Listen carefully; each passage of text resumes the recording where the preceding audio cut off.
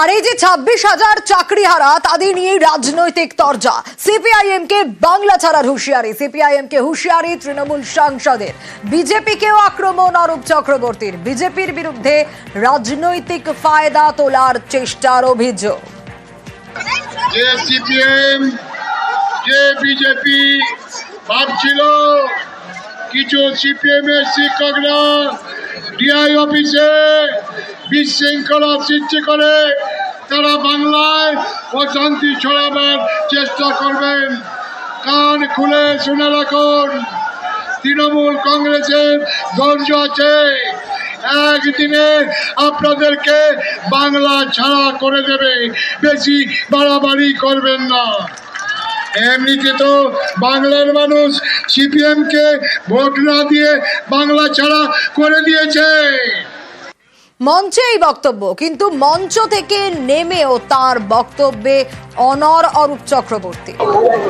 তারা দাঙ্গা বানাবার চেষ্টা করছে, শিক্ষকদেরকে ভুল বুঝিয়ে তারা বাংলায় অশান্তি এবং দাঙ্গা লাগানোর চেষ্টা করছে, কারণ পায়ের তলে তাদের মাটি নেই, পারবে না, রুখে দেবো আমরা, তারা পারবে না।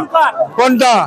এটা অনুরোধ, আবেদন, হুঁশিয়ারি, হুঙ্কার, চারটায় মিলিয়ে দিলাম, চারটা মিঠা।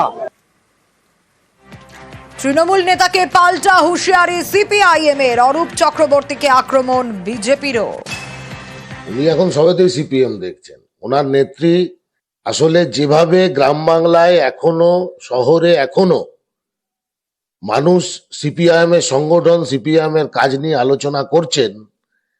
98 সাল থেকে এসএসসি হয়েছে, এতদিন এসএসসি হয়েছে বুদ্ধ ভট্টাচার্য জ্যোতিবাবুর আমলে, কখনো কোনো দুর্নীতি হয়নি, মানুষের কাজ যায়নি। ফলে এইসব ওরা দেখে শুনে ভয় পাচ্ছে। দেখুন, এক তো ওনারা সেই বলে না চোরের মায়ের বড় গলা, ওনারা মেধা তালিকা এবং যারা অন্যায়ভাবে চাকরি করছে সেই লিস্ট এনারা জমা দিতে পারেননি রাজ্য সরকার। তাই ওনারা এখন এটা রাজনৈতিক ভাবে ফায়দা তোলার জন্য সিপিএম এবং বিজেপি এরকম ভাবে মানে কালিমালিপ্ত করার জন্য এনারা এইসব বলছে।